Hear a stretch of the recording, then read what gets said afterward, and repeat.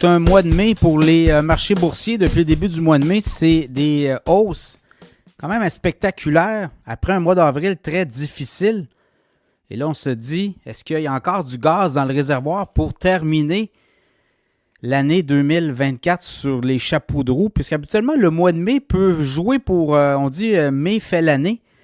Alors, si le mois de mai est très bon, bien, habituellement, le reste de l'année à la bourse demeure encore très fort. Là, on parle de quand il y a un mois de mai positif, on peut avoir des hausses entre 8 et 13 %, là, tout dépendant.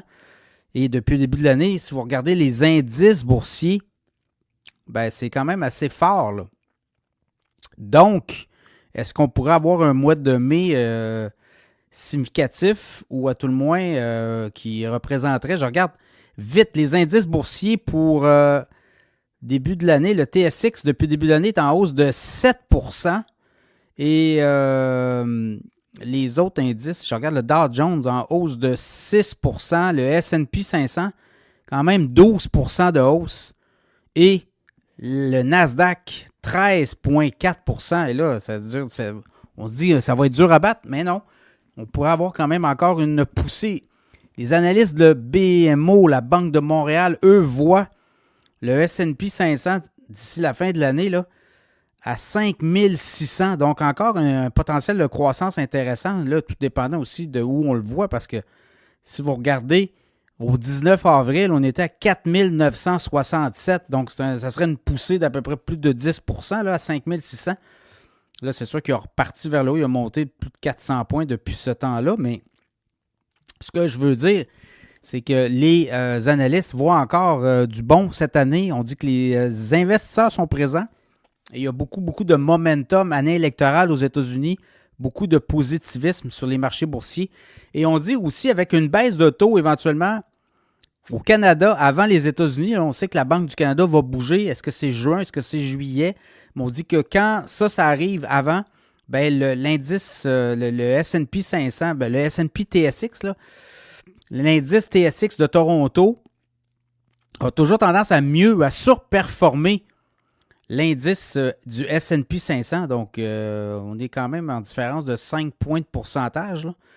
On est à 7 % dans le cas du TSX à Toronto et à 12 % dans le cas du S&P. Donc, on pourrait avoir peut-être une baisse de régime en cours d'année, au cours des prochains mois du côté américain, mais du côté canadien, avec une baisse de taux et plusieurs baisses de taux attendues. Là, on s'attend à 3 à 4 baisses de taux. Bien, ça pourrait propulser. Donc là, vraiment, beaucoup d'analystes regardent aller les choses et disent on va regarder le Canada aller dans les prochains mois. Il pourrait avoir beaucoup d'investissements aussi. Donc, ça sera à suivre clairement le TSX Toronto. Et je regardais les analystes aussi ont révisé à la hausse leur cible sur le TSX. Donc, voilà la banque, notamment Banque de Montréal, qui regardait un peu les marchés, les indices. On les voit, là, sont assez élevés. Dans le cas du TSX, on a atteint récemment le sommet. Et on voit pas là de problématique à ce que ça continue comme ça à aller. Donc, le TSX sera surveillé clairement et les indices boursiers, là, on ne voit pas de chute de... On pensait que le mois d'avril allait se poursuivre le mois de mai et pas du tout. Ça, c'est un renversement complètement de tendance. Là, ben, les analystes voient quand même encore une poussée à la bourse. Ça sera surveillé aussi, les investisseurs. Mais là, année électorale aux États-Unis, et on le dit, quand on analyse les années électorales, c'est en moyenne 13 % par année de croissance à la bourse. On est là, au S&P 500, on est à 11, 12, là. 11 quelque chose. Donc, vous voyez, donc, on pourrait peut-être avoir des poches de résistance, des poches de volatilité, mais on pense qu'on s'en va vers une année quand même assez bonne à la bourse. Ça sera à surveiller. Et on dit que la deuxième partie de l'année, quand c'est une année électorale, la première partie, les 6 premiers mois, c'est toujours... on regarde un peu les candidats. Là, dans le cas des candidats, on le sait c'est qui. Mais après ça, les politiques vont se mettre en branle et on va voir aller plusieurs choses.